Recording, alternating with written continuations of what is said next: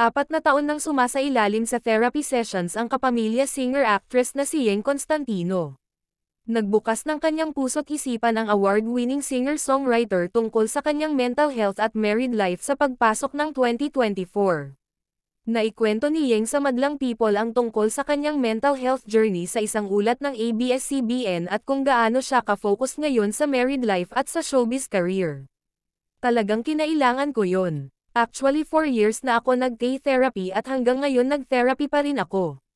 Kasi katulad namin mga tao na maaga nagtrabaho, ako nag-work ako 14 years old. Medyo marami kang bagahe, marami kang bagay na tiniis, pagbabahagi ni Yeng. Yung child in you, hindi nakapaglaro. Nakapaglaro ako pero hindi katulad ng ibang bata.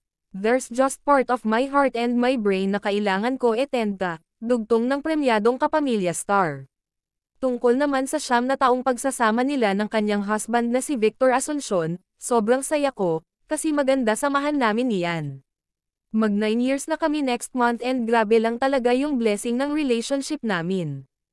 Alam ko na it was a lot of work. Pinagpray ko lang kay Lord na patuloy niya strengthen yung relationship namin, sabi pa niya. Ngunit kahit 9 na taon na silang kasal tila wala pa talaga sa plano nila ang magka-baby. Kaya nagbabalak daw sila ni Victor na magpa-freeze ng eggs kung sakaling mag-decide silang sumailalim sa IVF o in vitro fertilization. Talagang wala pa sa panahon ngayon. Hindi pa talaga namin nakikita na mag-baby kami, pero narinig ko nga si Ma'am Karen Davila.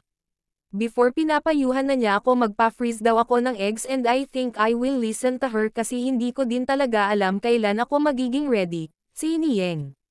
Naniniwala raw sila na darating ang pagkakaroon nila ng baby sa tamang panahon.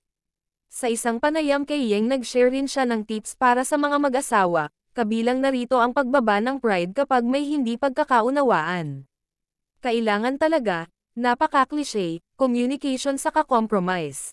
Sa kapag yung isa mataas na, yung isa bababa rin ng kaunti. Huwag sabayan, napaka-praktikal ng payo na yon. Pagka nanduan na yung isa, ikaw naman ang kumalma. Kalmahan mo lang din, sabi ng singer at songwriter.